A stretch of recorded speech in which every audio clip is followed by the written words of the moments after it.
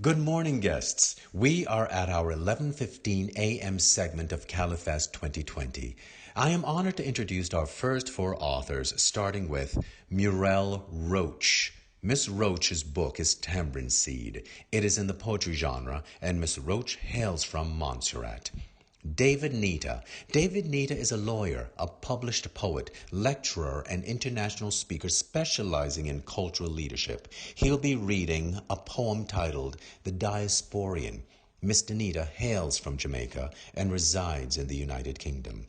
Diane McCaulay. Diane McCaulay is an environmental activist in Jamaica and an award-winning writer. Miss McCaulay is reading from her book, Daylight Come. It is in the young adult literature genre. Miss McCaulay hails from Jamaica. And lastly, our own Dr. Juanita Coleman-Merritt. Dr. Juanita Coleman-Merritt is an educational consultant and will be reading from her published poem, Come Drink From My Cup, musing of an East Harlem poet. Dr. Coleman-Merritt proudly sports her Cuban-Jamaican descent. So, guests, allow me to hand you over to our presenter, Miss Myrle Roach. To all whom have joined this webinar, please sit back and enjoy. Hello, this is a poem from my book, Tamarind Seeds. This one is called Good Morning. Is just good morning. But look how you stare upon me like you think me is Tyler Perry, mad black woman that's crazy. Me give you me nicest Colgate smile and you just stare upon me like fish with spoil. You need to understand that where me come from, everybody say good morning, cause that is the standard custom. And whether or not we know your name, we greeting and smiling with you just the same. And now me live in this cool, grey country where most of the people, them no realize it no cost nothing to be friendly. But all your sourdough face and all your cut eye, nah, stop me from say morning or even just hi. Me hope one day you will come for understand and manage for reply, even crack one smile and wave your hand when you realize is a warm greeting. That is all the mad black woman giving is just good morning. I hope you enjoyed that one. And I'll treat you to one more. This one is a tribute to God's most amazing creation, the Caribbean woman. I am woman, Caribbean woman. From the top of my curvy, statuesque body to the tips of my dear to be bare feet, yes, I am woman, Caribbean woman. Ebony coils run free on my noble head, wild and free, neither golden nor silken, but thick, woolly thread. I am a woman, Caribbean woman, loud and colorful, bright and flamboyant. My uninhibited smile and musical voice says I am a woman, Caribbean woman. You see me as an alien idiosyncrasy, while inside you fight a losing battle against your fascination with me. I am woman, Caribbean woman with a preference for the pulsing beat of calypso, the sensuous sway of my voluptuous hips tell you I am woman, Caribbean woman, with no intention to ever conform. I boldly pilot life's journey, marching to the beat of my own drum.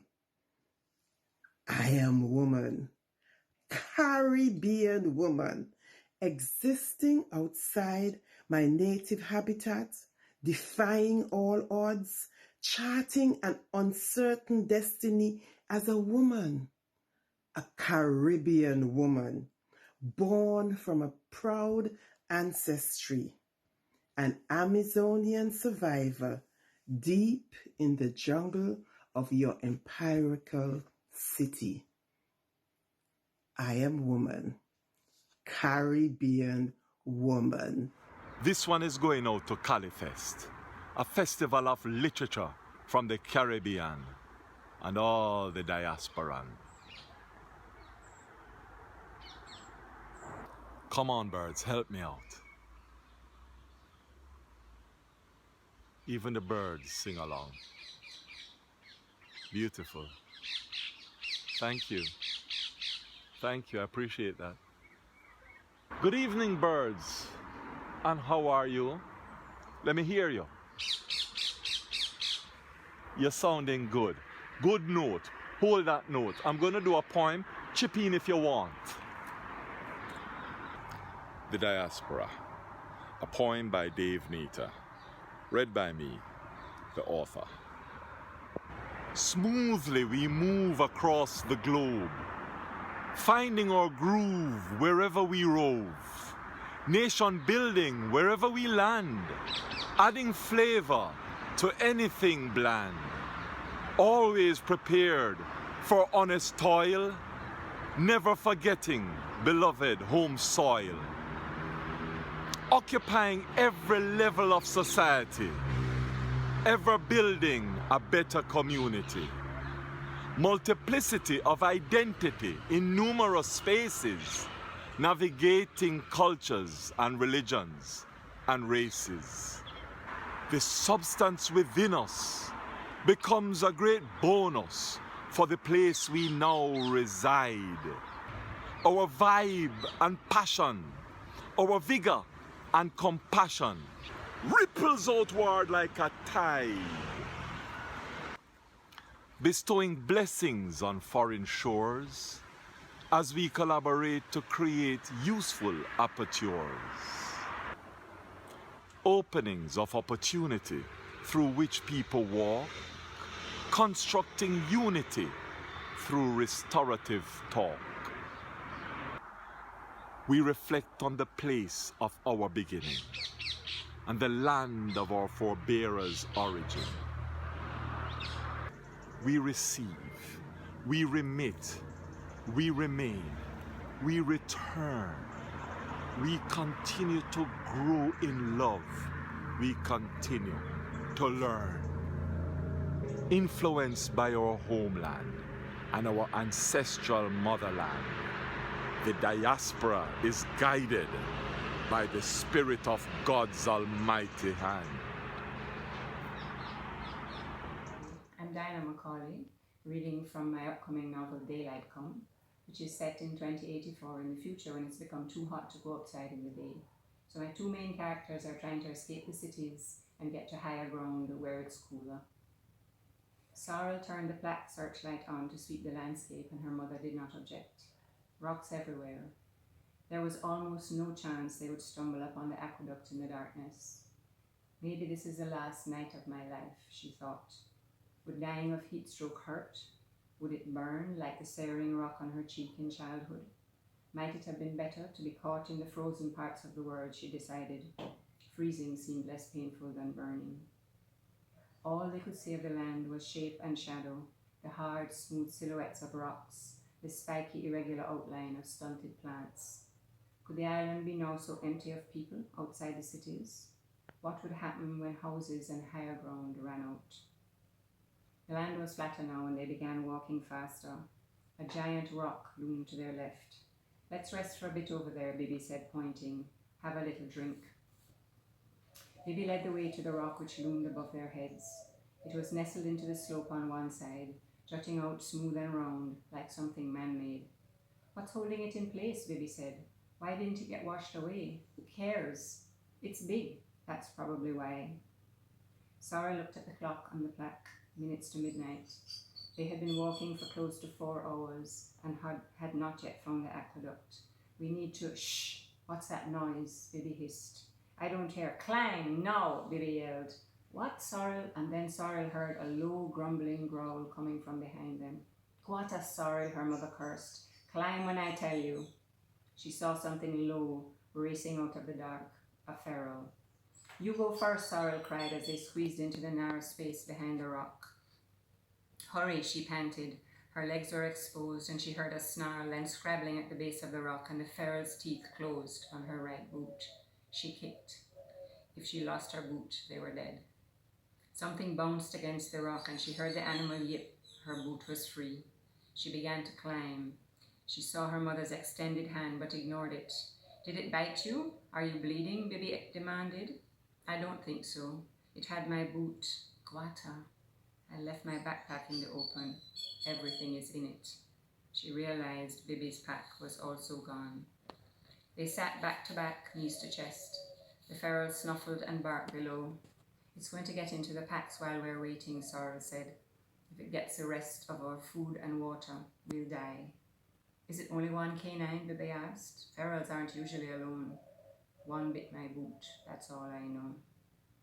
They waited, listening, watching the sky for signs of lightning. Sorrel's impatience ebbed. If the choice was between frying on the rock and being torn apart by ferals, she knew which she'd choose. People used to be burned at the stake, she remembered from history module. Maybe their nerves shut down, and apart from the first scorching, they felt nothing after that. She offered her mother a drink from her alga skin and had one herself. Her breathing slowed, and she looked around at the landscape slowly revealing itself. Rocks and sand and shadow. One backpack, not far from them, still intact. No sign of the feral. Hello, CaliFest community. Happy to be with you and to share poems from Come Drink from My Cup, the musings of an East Harlem poet. This collection of poetry published posthumously was written by my brother, Damon Chandler. Damon was a poet, an actor, and a stand-up comedian who used written and performance art to reclaim his soul, I like to say. Having joined the Marines at the tender age of 17, he struggled for years to overcome the PTSD that he suffered as a Vietnam veteran. Damon says of his poetry, I hope you'll enjoy these poems. Like wine, life can be bittersweet. So come, drink from my cup. Take a small sip and swallow slowly. Let it trickle down deep into your soul. I'm going to read an early poem, Reminisce. What is a man but a boy grown tall? His mind and body mature and strong. In each man's life, fond memories linger on of happier times long since gone. Days, times, and faces, events he retraces to look back upon and smile. Oh, to be a boy again for a while. Forgetting the pressures and hardships of life, to grasp at something it seems he lost overnight. A tear-filled eye he hides from all. What is a man but a boy grown tall? This is Fools of War. At the youthful age of 17, I raised my right hand high and took the oath to become a Marine, gung-ho and semper fi. We were wide-eyed boys who had left our toys of childhood days gone by.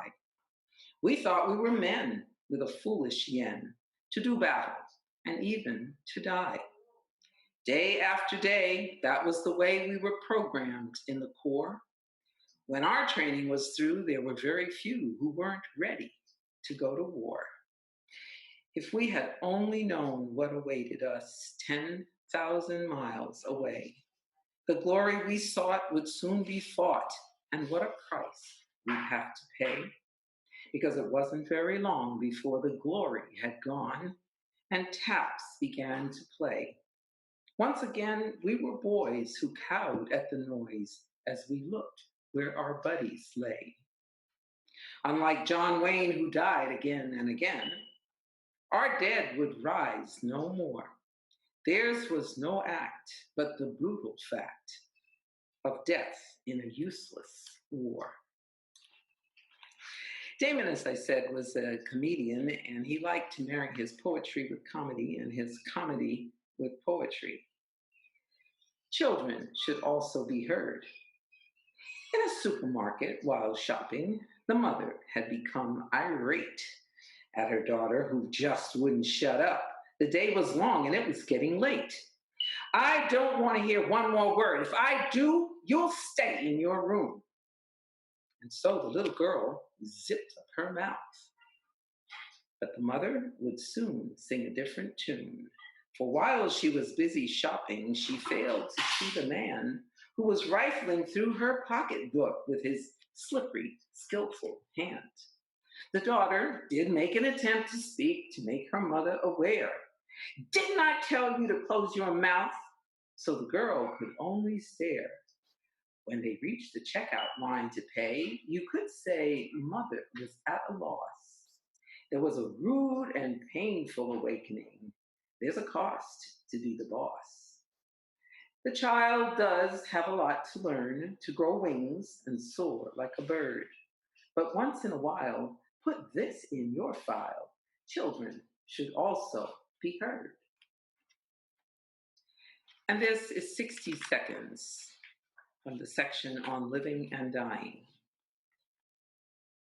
If a life is but a minute in the vastness of space and time, not a second should ever be wasted. To do so, a terrible crime.